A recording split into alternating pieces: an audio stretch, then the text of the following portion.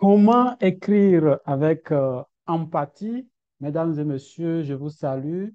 Là où vous vous retrouvez en ce moment, je vous souhaite la bienvenue à cette conférence sur cet important sujet, comment écrire avec empathie.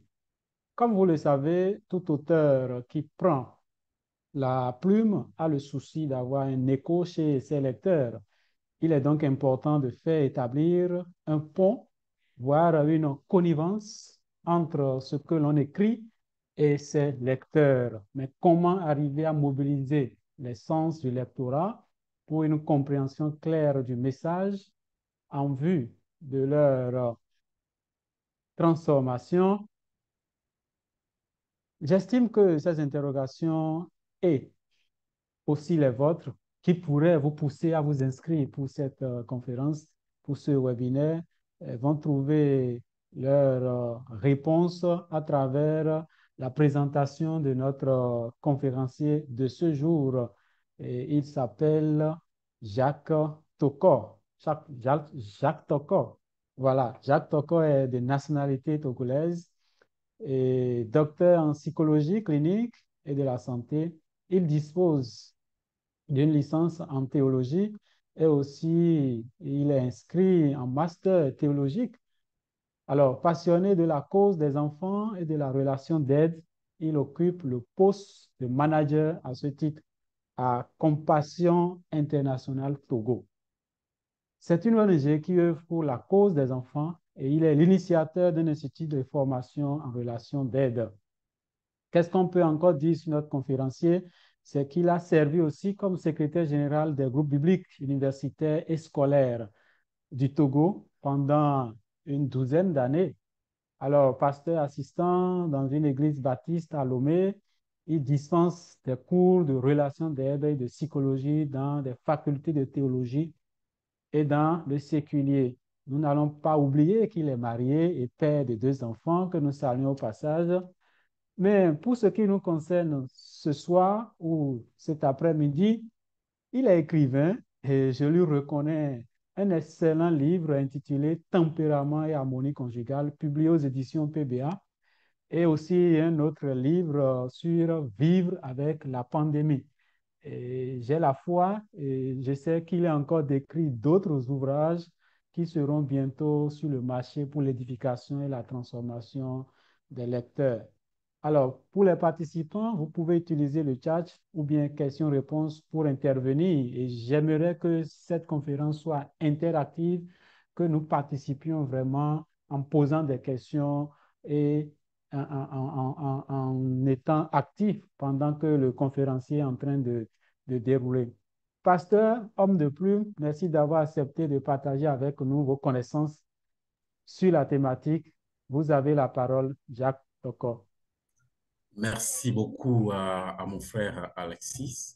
Merci pour cette introduction qui est faite de ma personne, de qui je suis, de ce que je fais dans la vie. Je voudrais vous saluer tous. Je suis heureux de vous retrouver ce soir autour de ce thème qui peut-être n'est pas un thème grand public. C'est un thème qui intéresse uniquement des écrivains, d'une part, euh, mais d'autre part aussi euh, des écrivains qui sont désireux d'améliorer leur façon de faire, leur façon d'écrire, en tenant compte de cet élément que nous appelons l'empathie. Alors, je suis un prix pour avoir écrit avec empathie. Je vous dirais non. Euh, mais je pense que nous sommes tous en train d'apprendre et on n'a pas fini, on n'a pas besoin de finir d'apprendre avant de partager ce que l'on a déjà appris. Et donc, je vous souhaite la bienvenue aussi à cette conférence en ligne. Et comme Monsieur Alexis l'a dit tout à l'heure, ce que nous allons faire, c'est que nous allons interagir. Donc, il ne s'agira pas pour vous d'attendre que je termine toute la communication avant de vous inviter dans les questions, mais tout au long de ma présentation, euh, je vais vous inviter Et puis, si vous avez des questions, vous les poserez via chat ou en activant votre micro le moment venu. Bien, comment écrire avec empathie? Je voudrais qu'une personne active son micro et qu'il me dise ce qui l'a intéressé en choisissant de participer à un webinaire sur ce thème qui n'est pas un thème de tous les jours. Est-ce que quelqu'un voudrait bien nous dire ce qui l'a motivé à prendre part à ce webinaire?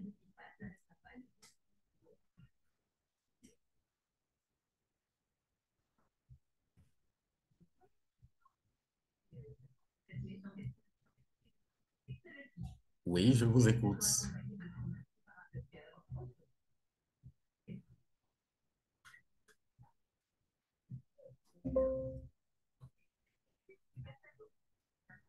Oui. Alors, jusque-là, je ne vois pas de personnes désireuses de partager ses motivations en décidant de prendre part à cette session. Mais je crois qu'il y a un message qui est envoyé que je tente de regarder pour voir s'il me... OK. Est-ce que vous voulez parler? C'est pour cela que vous dites que votre micro ne se montre pas sur l'écran. Et parlez, s'il vous plaît, on va voir. On va voir si on vous reçoit.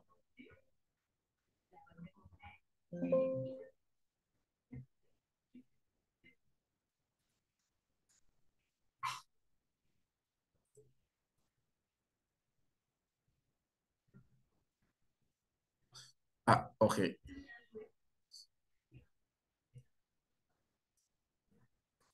Je crois que l'option d'activation de micro ne serait pas donnée, mais regardez d'abord sur votre écran, voir si le micro n'apparaît pas sur votre écran, le petit écran où vous êtes là avec votre nom. S'il n'apparaît pas, je pense que le modérateur va nous aider. Oui, déjà, peut-être il y a des gens qui sont dans un endroit, ils ne peuvent pas parler. Par exemple, Fleury Mugisha, il dit, le terme en soi m'a motivé, surtout le mot empathie. Il n'est pas habituel de suivre une conférence avec un sujet pareil. Et voilà, elle continue, ou bien il continue. Je suis dans une salle avec d'autres personnes, c'est pour cela que je ne peux pas parler à haute voix. Voilà. Donc, les gens peuvent écrire, et s'ils ne peuvent pas intervenir directement, je pense que le chat serait le mieux. OK.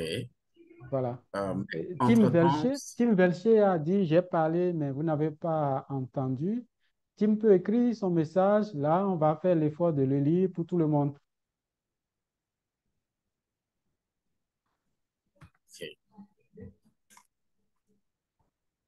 Um, Let me say a word to Ramon. I don't know whether it's possible for those who are taking part in the meeting to activate their mic.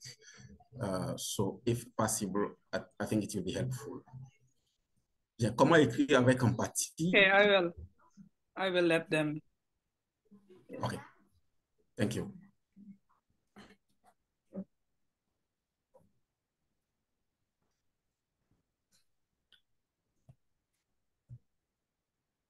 Alors, nous allons continuer, donc, Oui, permettez que... il y a une question, par exemple, écrire avec empathie, c'est écrire avec beaucoup de compréhension de la situation de la personne. L'autre dit comment écrire, comment développer une empathie. Tim Très Velcher. bien, Tim Welch. Voilà bien, sa préoccupation. très bien. Merci beaucoup pour cette communication, cette présentation. Je pense que je vais me lancer. Nous avons déjà reçu quelques éléments qui déjà nous intéressent.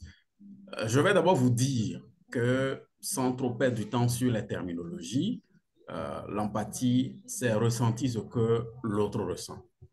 C'est ça l'empathie. Quand on va déjà on parle de l'étymologie, haine et pathos, eh bien, nous comprenons qu'il y a là l'idée de ressentir. c'est vrai que pathos semble avoir le sens de souffrir avec, mais comprenons que l'empathie de façon générale, c'est cet effort de ressentir ce que l'autre ressent. Pas forcément pendant que j'écris, mais pendant que je l'écoute, pendant qu'il traverse une situation. Ça peut s'appliquer à la vie familiale, ça peut s'appliquer dans les relations, ça peut s'appliquer dans un cadre thérapeutique. Donc, l'empathie est un concept qui va aller dans beaucoup de domaines. Bien, maintenant, dans le domaine du livre, l'empathie revient à s'efforcer de se mettre dans la peau du lecteur du livre que nous écrivons. Donc, lui qui va lire mon livre, qu'est-ce qu'il va ressentir? Quel effet ça va avoir sur lui? Comment il aura tendance à réagir? Va-t-il accepter ce que je suis en train de partager? Et donc, c'est tout l'enjeu autour du thème empathie pendant que nous parlons de l'écriture. Bien. Maintenant, comment écrire avec empathie? Nous n'avons pas assez de temps, nous n'allons pas perdre du temps autour des terminologies. Le plus important, c'est d'avoir compris ce que nous appelons par écrit, par empathie. Maintenant, nous allons nous interroger sur comment il faut le faire. Mais avant d'y arriver,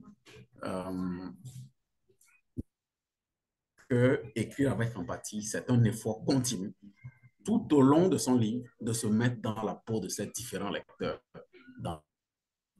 Nous écrivons pour les hommes, nous écrivons pour les femmes. Nous écrivons peut-être pour les jeunes, nous écrivons pour les personnes âgées. Nous écrivons pour un public africain, nous écrivons peut-être pour un public étranger. Nous avons une idée de qui, de la personne ou bien des personnes qui, de l'autre côté, vont réceptionner le livre que nous écrivons. Et donc, quand nous écrivons, que nous faisons cet effort-là de façon continue, tout au long du processus d'écriture, cet effort de nous mettre dans la peau de ceux qui vont nous lire. Et je précise, donc, ces lecteurs dans leur diversité. Parce que généralement, ils sont pluriels. Généralement. Il peut arriver que le lectorat soit assez réduit parce que c'est peut-être un public académique, peut-être. Mais en règle générale, quand nous écrivons, il y a un public assez conséquent qui est censé nous... Alors, je voudrais d'ores et déjà parler des limites du sujet. Parce que quelqu'un peut se dire, ben tiens, est-ce que l'empathie s'applique dans tous les cas de figure? Je n'ai pas pris mon temps pour faire une sorte de classification, pour vous dire, d'accord, ici ça s'applique, ici ça s'applique pas, mais je vais poser quand même un principe général et vous donner l'information que le thème de l'empathie pourrait ne pas s'appliquer à certains genres littéraires ou à certains écrits. Pourrait ne pas s'appliquer. Et si je donne un exemple, si j'interprète un texte biblique, l'auteur a écrit un texte biblique, je veux l'interpréter, il est possible que la notion d'empathie n'intervienne pas. Sinon, il est possible que l'empathie ne soit pas réellement trop dominante pendant que j'écris un tel ouvrage qui relate un événement. Bien, donc, vous pouvez généraliser ou voir dans quel cas, dans quel genre littéraire, l'empathie pourrait ne pas être très présente. Voilà. Donc, le plus important pour moi avec cette diapositive, c'est de vous amener à comprendre qu'il est possible que la notion d'empathie ne s'applique pas avec la même intensité à tous les genres littéraires, à tous les types d'écrits. Je vais partager avec vous un contre-exemple avec la notion d'empathie. Je vais vous lire un texte que j'ai pris de la Bible. Et quand je vais finir de lire quelques versets, je vais vous poser une question. Il est dit, Naaman, chef de l'armée du roi de Syrie, jouissait de la faveur de son maître et d'une grande considération. Car c'était par lui que l'Éternel avait délivré les Syriens. Mais cet homme fort et vaillant était lépreux. Était sorti par troupes et ils avaient emmené captive une petite fille du pays d'Israël qui était au service de la femme de Naaman. Elle dit à sa maîtresse, oh, si mon Seigneur était auprès du roi, à Samarie, le prophète le guérirait de sa lèpre. Naaman alla dire à son maître, la jeune fille du pays d'Israël a parlé de telle et telle manière. Et le roi de Syrie dit, va, rends-toi à Samarie, une lettre au roi d'Israël. Il partit, prenant avec lui 10 talents d'argent, 6 000 cycles d'or et 10 vêtements de rechange. Il porta au roi d'Israël la lettre où il était dit, mais tu seras parvenu, tu sauras que je t'envoie Naaman, mon serviteur, afin que tu le guérisses de sa lèpre. Je m'arrête là pour l'instant. Alors, pour vous et moi qui prenons part à cette session, ma question est celle de savoir si c'est vous qui aviez reçu une telle lettre, un tel message. Voici, je le reprends. Maintenant, quand cette lettre sera parvenue, tu sauras que je t'envoie Naaman, mon serviteur, afin que tu le guérisses de sa lèpre. Qu'auriez-vous fait? Quelle aurait été votre réaction? Voilà une question que je voudrais vous poser. Qui voudrait bien activer son micro pour parler? Je crois que maintenant, c'est possible d'activer.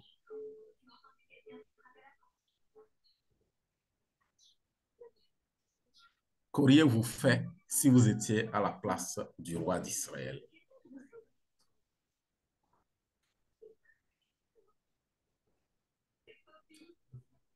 Oui. Pour ceux qui sont à un endroit où ils ne peuvent peut-être pas écrire, ils ne peuvent pas parler, ils peuvent écrire. Maintenant, ceux qui peuvent parler, je voudrais vraiment vous entendre. Qu'auriez-vous fait si vous étiez à la place du roi d'Israël après avoir reçu ce message?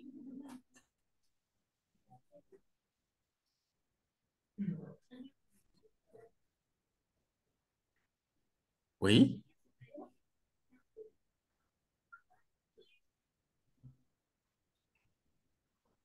Est-ce qu'il y a toujours un problème à activer le son ou c'est plutôt il n'y a pas encore de prise de parole? Je vois une réponse. Je serais tout à fait étonné.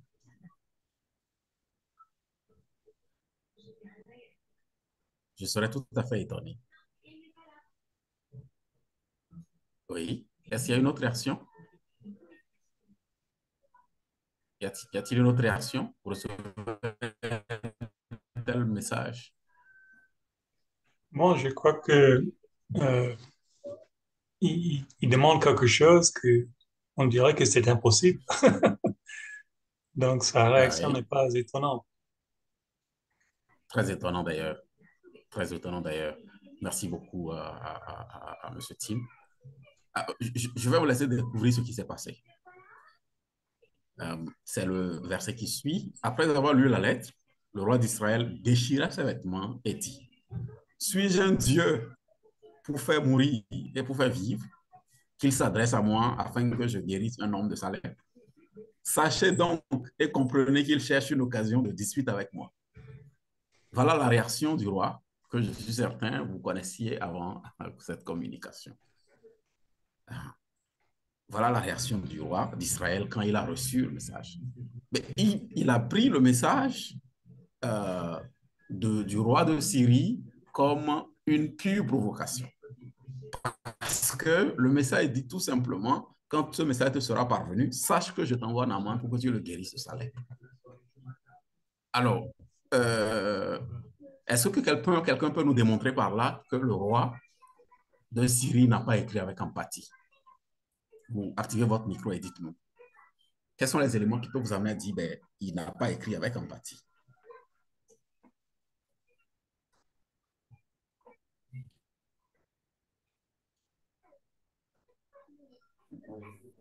Bonsoir, docteur.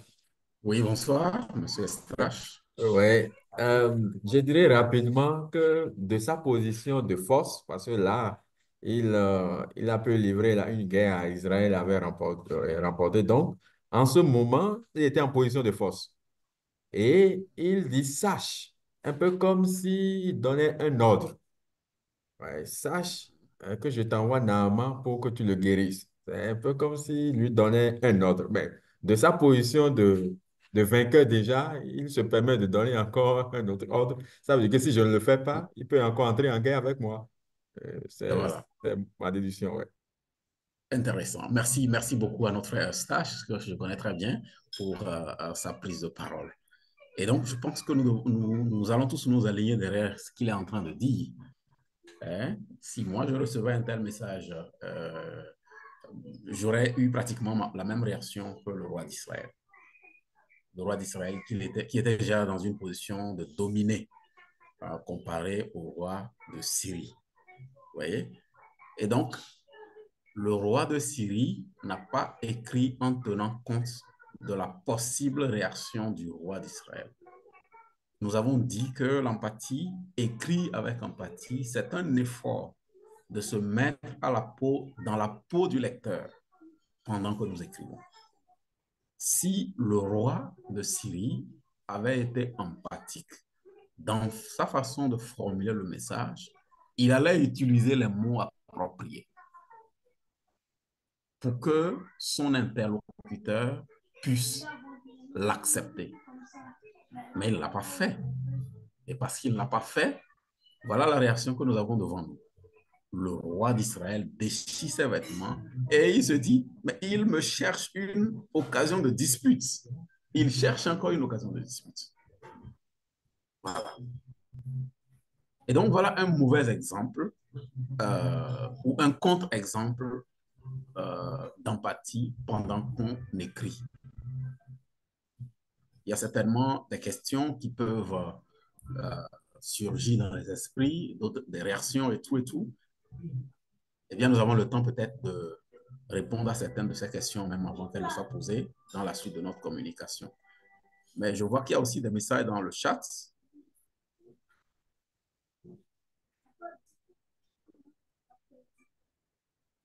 OK. Non, vous pouvez continuer. OK. Vous pouvez continuer. Parfait, merci. Maintenant, je vais donner un autre exemple d'écriture avec empathie. Et je vais vous dire moi-même pourquoi est-ce que je pense que c'est écrit avec empathie après avoir entendu une personne. Je vais lire le texte. Je vais souhaiter qu'une personne nous dise pourquoi il pense que celui qui a écrit, il a écrit avec empathie. C'est moi qui ai choisi, bien sûr. Mais si quelqu'un essaie de comprendre, qu'il explique, à sa suite, je dirai ce que je pense de ce texte. C'est pris dans l'épître aux Éphésiens, au chapitre 5. Voici ce qui est dit. Femmes, soyez soumises à vos maris comme au Seigneur, car le mari est le chef de la femme, comme Christ est le chef de l'Église, qui est son corps et dont il est le sauveur. Or, de même que l'Église est soumise à Christ, les femmes aussi doivent l'être à leur mari en toutes choses. Marie, aimez vos femmes, comme Christ a aimé l'Église et s'est livré lui-même pour elle, afin de la sanctifier par la parole, après l'avoir purifiée par le baptême d'eau, afin de paraître devant lui cette Église glorieuse, sans tache, ni ride, ni rien de semblable, mais saine et irrépréhensible. Le test n'est pas fini, mais on va s'arrêter là. Alors, aidez-moi à démontrer que ces 6 versets que nous avons lus euh, font preuve d'empathie. Oui.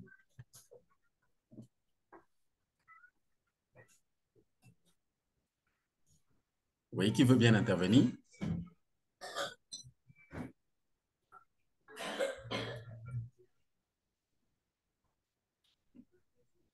Je veux entendre quelqu'un.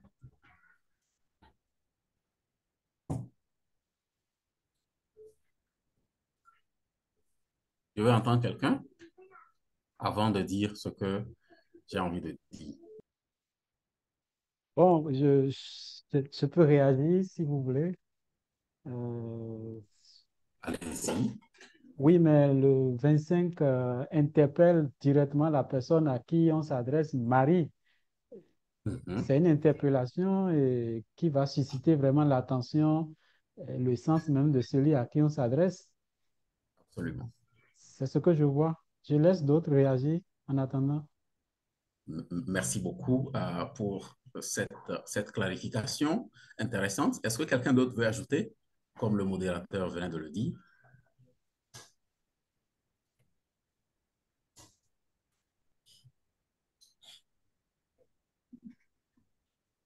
Y a-t-il d'autres réactions? Apparemment, non. Alors, apparemment, non, donc je vais avancer. Oui, il Je y a une vais démontrer. réaction. Il y a une OK, réaction, oui. je vous le lis. Wendeida, elle dit, la femme de Oui. nature aime. Ce qu'on lui demande, c'est la soumission à son chef. Mhm. De même, l'homme a besoin de la soumission de sa femme. Il a besoin d'aimer sa femme. Très bien. Intéressant. Merci beaucoup pour tous ces commentaires. Je vais aller par un autre chemin qui ne serait pas très loin du vôtre. Mon chemin est celui-ci. Si l'auteur avait seulement parlé aux femmes à partir du verset 22 au verset 24 et n'avait rien dit au sujet de la responsabilité ou du devoir des hommes, ce message n'allait pas être accepté par la femme ou par les femmes qui allaient lire le texte. Et si le texte ne s'était adressé qu'aux hommes à partir du verset 25 jusqu'au verset 27, eh bien, les hommes auraient aussi eu de la peine à l'accepter parce que rien n'aurait donc été dit par rapport au devoir de la femme. L'auteur a écrit avec empathie parce que il a anticipé sur la réaction, sur ce qu'allait ressentir l'autre gente. En écrivant à la gente féminine en premier, il a anticipé sur ce qu'allait dire la gente masculine. Et donc, le fait d'avoir tenu compte de la responsabilité et de la femme et du mari est un exemple d'empathie. C'est-à-dire, c'est un peu comme si l'auteur s'est mis à la place des lecteurs femmes au moment où il écrivait ces versets. Bien sûr, nous savons que la Bible, c'est une œuvre divine, mais laissez-moi parler le langage humain, tout simplement ici.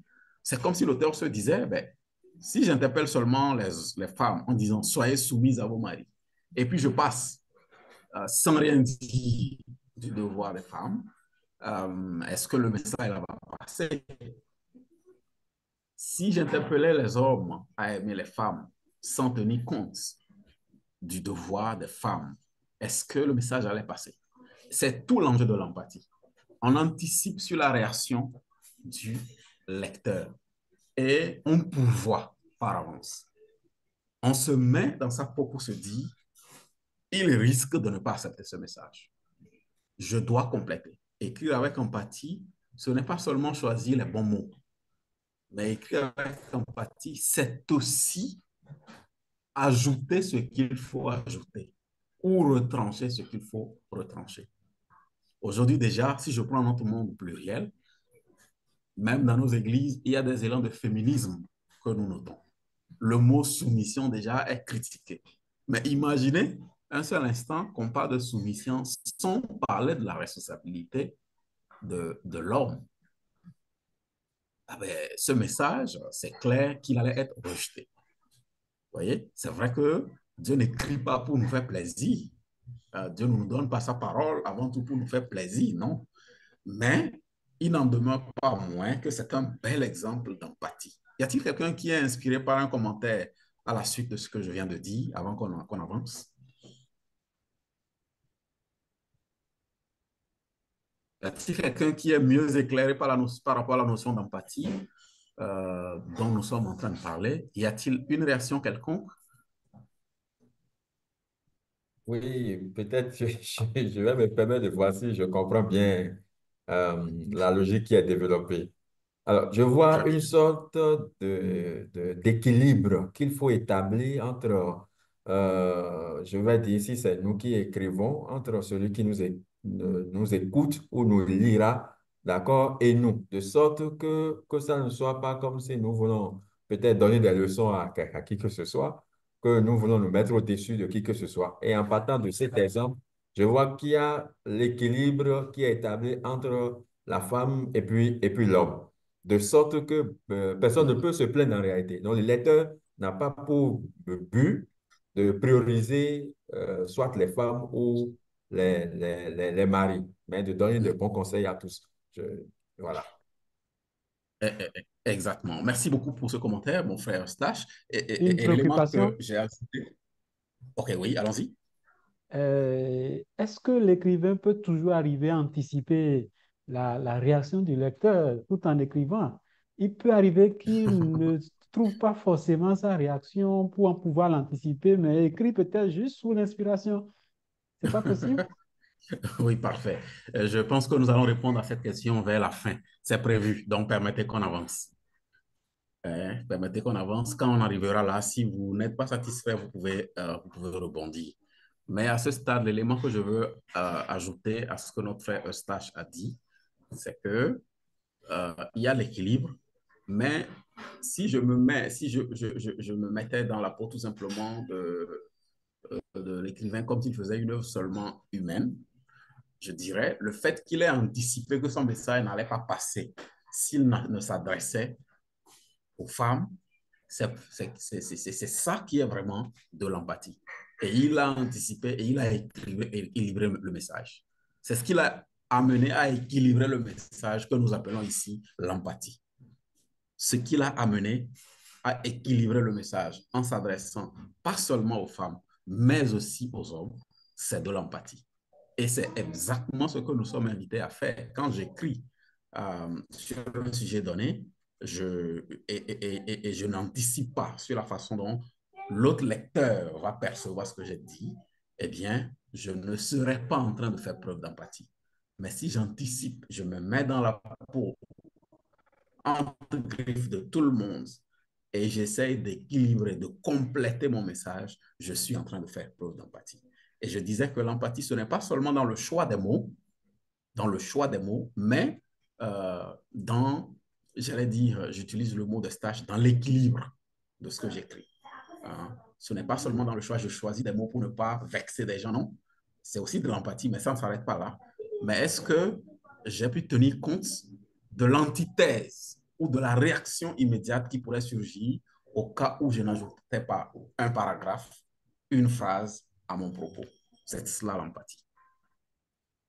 Bien. Nous allons nous poser maintenant la question, si nous avons compris ce que c'est que l'empathie, si nous avons pu connaître ou parler d'un contre-exemple et d'un exemple positif de l'empathie, concrètement, comment est-ce que nous pouvons écrire avec empathie? Je vous propose trois choses. Vous pouvez en rajouter d'autres. La première chose, nous devons connaître nos lecteurs dans leur diversité. Bien sûr, ce n'est pas évident. On ne peut pas estimer connaître tous ses lecteurs. Mais euh, quand il y a un effort d'empathie, par exemple, comme on l'a fait avec l'exercice précédent, le test d'Éphésiens chapitre 5, on va quand même satisfaire les lecteurs, j'allais dire, les premières cibles, les premières personnes concernées par notre écrit. Et donc, il faut connaître ces lecteurs dans leur diversité. Si j'écris, par exemple, je suis américain, j'écris pour un public américain, je prends cet exemple parce qu'il est facile à donner, et je sais que l'Amérique est pluriel, il y a des blancs, il y a des noirs. Et je ne sais pas utiliser mes mots, je ne sais pas considérer donc la cible dans sa diversité, je risquerais soit d'offenser la race blanche ou celle noire. Je risquerais. Je risquerais de faire rejeter mon message parce que n'ayant pas équilibré mon message. C'est un effort. C'est un effort. Ensuite, anticiper. Un autre élément, c'est l'anticipation de la réaction des lecteurs. On connaît la cible, on essaie d'anticiper. On essaie d'anticiper pour voir qu'est-ce que l'autre, de l'autre côté du rideau, pourrait ressentir si je me limitais ici, ou plutôt si j'écrivais la chose de cette façon-là. Voilà. Il y a quelqu'un qui a donné un exemple il n'y a pas longtemps, une connaissance qui a touché. Il appréciait un, un frère pour ses qualités. Il appréciait ce frère pour ses qualités. Et à la fin, il ajoute un commentaire. Malheureusement, il est de telle autre ethnie. Voilà. Supposons que ce soit dans un livre. Vous pouvez imaginer les réactions. C'est vrai, on va dire que la probabilité pour que ça soit dans un livre est faible, avec l'exemple que je viens de donner, mais ça inspire. Ça inspire. Se faire lire, si possible, par des lecteurs au profil différent ou écrire avec empathie, voilà une autre façon de procéder. Ce ne sont pas des façons qui s'isolent, ce n'est pas l'un ou l'autre, mais c'est un effort de combinaison dans la mesure du possible de ces trois éléments que j'ai bien voulu partager avec vous. Donc, se faire lire, si possible, par des lecteurs au profil différent. Donc, lorsque j'ai mon draft entre les mains et que je le fais lire, par exemple, par des personnes jeunes, des personnes âgées, des hommes, des femmes, bref, au lecteur que j'ai en tête, alors je peux donc tenir compte de leurs réactions éventuelles et améliorer mes écrits. Donc, leur demander donc de faire leur critique constructive, de faire leurs remarques en lisant notre draft, ça aide à améliorer notre écrit. Ça aide à améliorer notre écrit. Donc, connaître ses lecteurs, donc c'est un effort. Anticiper leurs réactions, c'est un effort. Et puis, accepter, si possible, de perdre un peu de temps pour que notre draft soit lu pour correction avant d'aller plus loin. Donc, voilà un peu ce que je dirais sur le comment. Je vois que la montre tourne et je n'ai pas le temps de faire beaucoup d'autres commentaires. Je vais m'efforcer d'aller rapidement vers la fin de ma présentation et ensuite, nous allons recevoir vos différentes contributions, questions, réactions et tout. Alors, la question qui m'avait été posée est en lien avec cette partie. Et la question que je me pose, l'empathie, frein ou atout? Parce que nous sommes en train de dire qu'il faut s'efforcer de se mettre dans la peau de l'autre. Est-ce que c'est possible? Est-ce que finalement, ce n'est pas un frein dans le ministère d'écrivain? Est-ce que ce n'est pas un frein? Bien. Et donc, c'est ça le message que nous voulons faire passer ici. Donc, se mettre dans la peau des lecteurs pour anticiper leurs éventuelles réactions pourrait paraître comme un frein pour l'écrivain. De plus, la typologie des lecteurs est si variée. Vous voyez, on ne peut pas, quand je parle de la typologie des lecteurs, il y a deux choses. On peut t'asseoir, de toute façon, c'est avec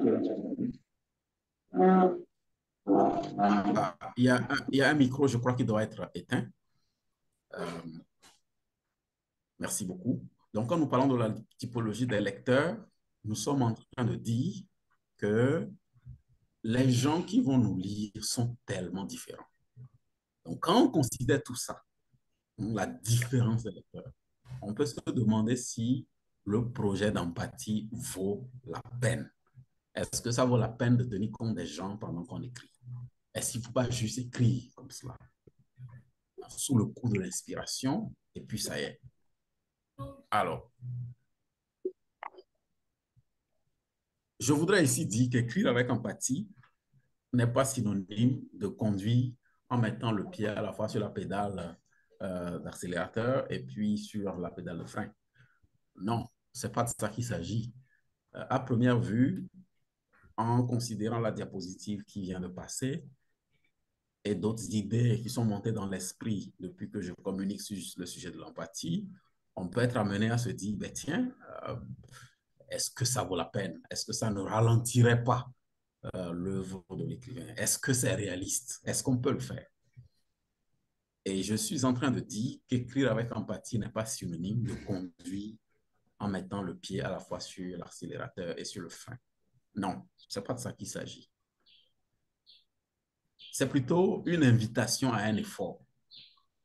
C'est une invitation à un effort. Un effort qui va améliorer la qualité du livre. Je reviens à l'exemple du roi de Syrie avec l'histoire de Naaman, avec le roi d'Israël. Il n'a pas tenu compte de la réaction du roi d'Israël. Il a envoyé comme un message guerrier et nous avons vu la réaction du roi d'Israël. Je reviens au bon exemple des écrits de Paul au sujet des devoirs des époux. Il n'a pas seulement écrit au sujet des responsabilités ou des devoirs des femmes dans le foyer, mais il a aussi tenu compte des femmes en parlant des responsabilités des hommes. Et donc, ça améliore la réceptivité aussi du message. Écrit avec empathie, c'est une invitation à un effort qui va accroître la réceptivité de notre message et qui va éviter des critiques inutiles. Vous savez, quand un lecteur prend un livre et première page, il y a une critique. Cinquième page, il y a une critique. Neuvième page, il y a une critique. L'intérêt commence par baisser. Ceux qui ne sont pas courageux, ils peuvent laisser le livre. Ils peuvent laisser le livre. Ils disent, ben tiens, ce livre-là, c'est du brouillon. L'auteur dit n'importe quoi. Vous voyez? Donc, c'est un effort. On peut ne pas réussir parfaitement, mais c'est un effort quand même. Les premières réactions qui peuvent surgir rapidement, si au moins on essaie de répondre à ça, c'est parfait. Donc, c'est une invitation à limiter les critiques. Et ils vont vouloir s'inscrire. Donc, c'est déjà de temps à disposition. Alors, D'autres aspects aussi. Monsieur Elie, si vous pouvez verrouiller le son de votre micro, ça aiderait. Merci beaucoup. Et donc, quand une personne, j'étais en train de dire qu'on donne parfois des livres ou des articles aux apprenants pour une recension critique. Et parfois, effectivement, critique que d'appréciation, parce qu'on voit que l'auteur est carrément déséquilibré. C'est vrai que la recension critique ne porte pas seulement sur le défaut d'empathie, mais le défaut d'empathie peut motiver plusieurs critiques sur le livre ou sur l'article. L'empathie, frein ou atout, nous sommes en train de dire que l'empathie, c'est une invitation. Ce que nous sommes en train de dire ici, c'est une invitation à un effort pour maximiser l'impact de notre livre. Parce que quand accepté par la variété de nos lecteurs, son impact est maximal. Son impact est maximal. Et donc, à tous ces avantages, eh bien, on ne peut qu'accepter l'effort de l'empathie. Pour conclure mon propos, avant de laisser la place questions et autres réactions, je dirais qu'écrire avec empathie, évidemment, ce n'est pas un exercice simple, mais ça vaut la peine d'essayer. Ça vaut la peine d'essayer, ça vaut la peine de faire des efforts. L'empathie n'est pas une chose simple, mais nous devons essayer pour ces raisons qui sont ici sur cette diapositive. Je voudrais maintenant laisser la place pour vos questions, vos compléments, réactions pour le temps qui nous reste. Je retourne la parole au modérateur. Merci. Merci, docteur Jacques, pour votre brillante présentation. Et vous n'avez pas utilisé des mots très techniques pour nous faire comprendre le sujet. C'est déjà un atout important. Alors, avant de recevoir les autres pour poser leurs préoccupations, j'aimerais savoir, docteur Jacques, est-ce qu'il y a des expressions ou bien des techniques pour établir l'empathie quand on écrit un ouvrage? Euh, Déjà, l'empathie fait partie de l'intelligence des relations. Ça fait partie de l'intelligence des relations humaines, pour le dire généralement. Et donc, vous pouvez chercher en ligne pour ceux qui sont intéressés sur comment développer son empathie, quels sont les donc, de cette conférence. Donc, je vais vous inviter, ceux qui sont intéressés, à aller chercher en ligne. Il y a tellement de ressources sur comment développer son empathie. Donc, voilà. Si nous faisons cet effort, nous pouvons travailler à améliorer notre empathie au cas où nous en manquons. C'est vrai que l'empathie dont il est des écrits en ligne,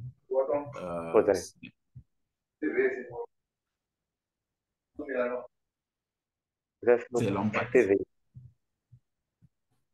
C'est l'empathie dans la relation thérapeutique, généralement. Il est fait mention de ça.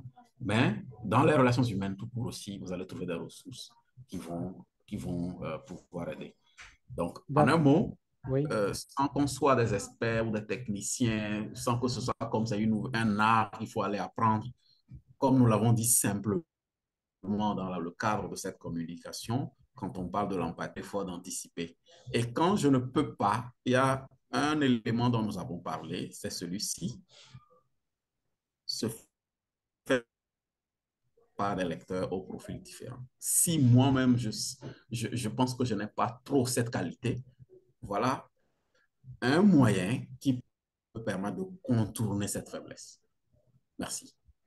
D'accord, si je comprends bien, donc quand je me fais relire par des lecteurs de cibles de profils différents, je vais recueillir leurs réactions et si possible réadapter ou bien réécrire mon test. C'est bien ça. Absolument.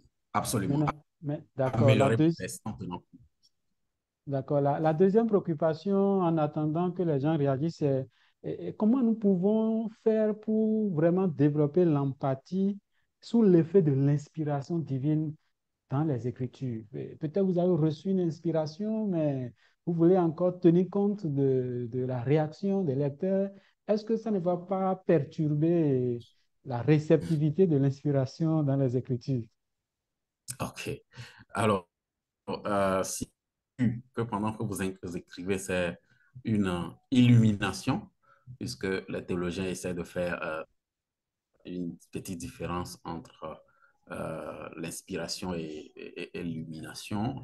Pour ça, si je pense que le Saint-Esprit est en train de me faire passer un message et que j'écris sous son inspiration pour utiliser l'expression que vous avez utilisée, je suis libre de laisser mon message tel quel. Parfois, les gens, l'auteur du livre dit non, moi je maintiens ce que j'ai dit, quitte à ce que l'on me critique. Il n'y a pas de problème, il assume. Il assume. Donc, il peut arriver que les lecteurs me font des retours que je refuse d'en tenir compte. Vous voyez, donc, ce n'est pas une façon de limiter l'œuvre du Saint-Esprit, pas du tout, mais c'est plutôt une façon de nous aider à tenir compte des autres. Parce que nous sommes seuls, nous sommes individus et nous pouvons réellement ne pas tenir que nous écrivons. Merci et nous attendons les autres pour leur réaction. Vous pouvez lever la main ou bien activer votre micro directement pour parler. Aussi possible, poser vos questions dans la partie discussion.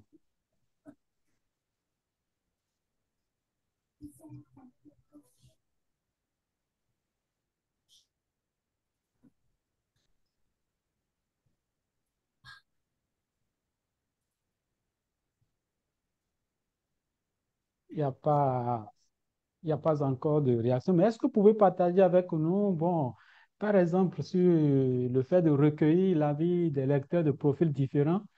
Par exemple, vous avez écrit votre livre Tempérament et harmonie conjugale que j'ai évoqué tout à l'heure. Vous avez écrit Vivre avec la pandémie. Sur le champ de ces deux ouvrages, par exemple, comment avez-vous appliqué euh, la recherche de l'empathie dans cet ouvrage? Docteur Jacques. Alors, très bien, merci beaucoup pour votre réaction. Je dirais que c'est les trois éléments, mais l'éditeur qui en a ajouté. Parce que, comme vous le savez, quand on envoie le draft, il y a des lecteurs que l'éditeur commet pour relire le travail. C'est vrai que certains sont beaucoup plus axés sur les corrections de français et tout le reste, mais il y a aussi à la qualité, hein, à la formulation de certaines expressions. Donc, c'est autant de moyens. Donc, ceux qui sont autour de moi ont apporté leur input. Ceux qui, la maison d'édition plutôt, les PBA, qui ont édité ces livres, ont fait lire le document aussi. Et cet élément a apporté un plus à cette empathie. En plus de mes questionnements, quand vous prenez le livre sur tempérament et harmonie conjugale en particulier, vous allez voir que c'est équilibré. C'est un peu comme à l'exemple d'Éphésiens 5 dont nous avons parlé. Vous allez voir qu'il est fait mention à la fois de la femme et de l'homme, puisqu'il est question d'harmonie conjugale. Donc, j'ai fait tout cet effort-là d'équilibre, hein, tout au long de mon livre, pour que les femmes ne se disent pas, ben tiens, ce monsieur, il est juste en train de défendre la gente masculine. Mais aussi que les hommes ne disent pas, ben tiens, on dirait qu'il veut se faire l'ami des femmes. Donc, j'ai tenu compte de ces éléments intentionnellement pendant que je donne des exemples. Merci. Au début, Monsieur Tim avait demandé comment développer une empathie. Est-ce que Monsieur Tim peut réagir s'il est satisfait par rapport à sa question au début? Oui, oui, merci. Non, effectivement, je pense que Dr. Toko a bien répondu en disant, par exemple, qu'on peut euh, utiliser les lecteurs d'un manuscrit pour avoir leur réaction. Donc ça, c'est très, très utile. Moi, je pensais que je peux me mettre à la place du lecteur, mais ça dépend de mon imagination parfois. Donc, euh, donc c'était un peu comment est-ce que si certains de mes lecteurs, je ne connais pas très bien leur situation, alors qu'est-ce que je peux faire? Mais comme vous avez dit, effectivement, on peut faire des recherches à l'Internet pour avoir plus de données sur des lecteurs possibles. Donc, je pense que vous avez bien répondu à ma question. Merci beaucoup, M. Thier. Oui, Merci merci. beaucoup. Je vois d'autres participants, des auteurs qui sont ici dans cette conférence. Est-ce qu'ils peuvent intervenir, partager avec nous leur expérience? Et je vois l'éditeur de PBA, Georges, aussi est là, Dauvenon et auteur et les autres. C'est un sujet quand même que vous côtoyez tous les jours. Par exemple, Monsieur Georges, est-ce que vous pouvez, quand il arrive des conflits entre ce que l'auteur a écrit et ce que l'éditeur voit comme impact et comme empathie qu'il veut établir, comment gérer ces éléments souvent? Oui, je voulais justement intervenir. Merci, frère Alexis. Et bonsoir, docteur Jacques Toko. Et Bonsoir, bonsoir à docteur. tous les amis habitués des ateliers, des webinaires de MAI. Je me réjouis que les webinaires francophones, on a pu maintenir le rythme et que on a de nouveaux thèmes avec de nouveaux intervenants. Merci beaucoup à Ramon, à Rocha et à tous ceux qui travaille dans l'ombre pour faire vivre ces formations très utiles pour nous d'ailleurs. Alors, pour revenir sur la question de l'empathie, je crois que l'éditeur et l'auteur sont tous poussés par un même objectif, faire en sorte que le produit final soit digeste, soit compréhensible, que l'objectif visé soit atteint. Alors donc, si dans une situation précise, c'est c'est l'auteur qui a raison et qui présente ses arguments très, très correctement et poliment à l'éditeur, on s'entend toujours. Mais parfois, c'est l'auteur qui a raison et qui suggère à l'éditeur de revoir son interprétation de son écrit et de comprendre les choses dans le sens normal, le sens qu'il faut. Alors donc, c'est pour ça que j'aime dire que les deux travaillent dans le même camp. J'aime pas trop l'idée souvent d'opposer l'auteur et l'éditeur. Ça n'a même pas de sens parce que les deux sont dans le même camp. Ils travaillent pour rendre service au lecteur, pour rendre service aux amoureux de la littérature. Donc, on s'entend toujours. Il y a eu des situations dans lesquelles j'ai échangé des emails avec des auteurs pour faire de longs développements pour essayer de me faire comprendre, de faire comprendre qu'on doit supprimer ce paragraphe ou on doit plutôt l'éclater revoir tout un chapitre parce que j'estime que ça va créer de l'incompréhension ou ça alourdit le style auprès du lecteur. Et l'auteur généralement comprend et dès que le message est conservé, dès que le message n'est pas détruit ou n'est pas modifié, l'auteur n'a pas souvent de soucis avec ça.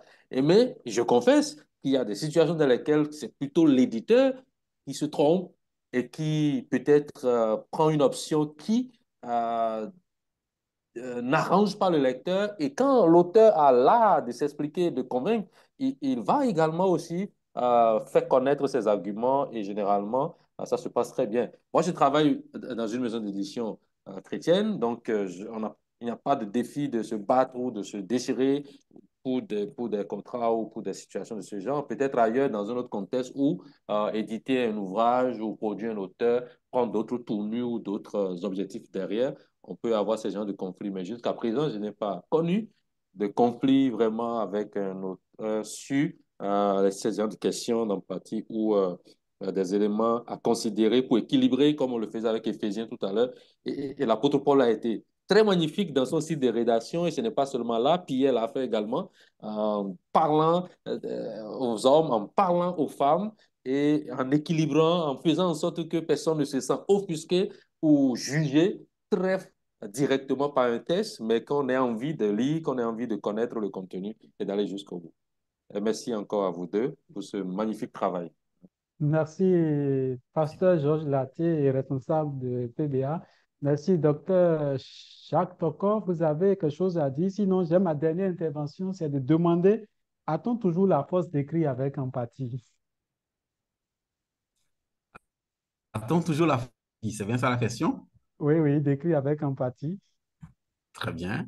Je voudrais d'abord dire merci euh, à notre frère Georges pour son intervention combien inspirante de tout à l'heure, qui nous a montré les réalités du terrain lorsqu'il s'agit de sortir un livre pour un impact maximal. Alors maintenant, pour répondre à votre question, a-t-on toujours la force d'écrire avec empathie? Je dirais que c'est pour cela que nous sommes là, à ce séminaire, pour nous efforcer. Donc, vous voyez le mot effort qui est sur cette diapositive, c'est une invitation à un effort. Personne ne peut dire, ben là, je suis tout parfait, je peux réussir. Mais nous devons tenir compte des autres pendant que nous écrivons si nous voulons faire de l'effet. On écrit pour un but. Si on écrit dans le vide, si on écrit parce qu'on sait écrire, eh bien là, on perd notre temps. Donc, si notre souci, c'est d'avoir de l'impact sur les lecteurs, il faudrait bien que nous tenions compte de cet élément qui est censé améliorer la qualité de notre travail. Comme je l'ai dit, ce n'est pas un frein. Et on n'a pas besoin d'avoir un diplôme en empathie non plus avant d'écrire avec empathie. C'est cet effort de tenir compte des autres. Et nous avons dit qu'il y a même cette possibilité de se faire lire des autres et leur critique pourrait aider à améliorer notre travail. Donc, est-ce qu'on est capable? Je dirais, on peut se donner les moyens. D'accord, merci. Je pense que nous allons vraiment mettre un terme à cette conférence. Le temps qui est imparti est déjà vers sa fin. Vous avez un dernier mot, 30 secondes pour conclure. Merci beaucoup de me donner la parole pour conclure.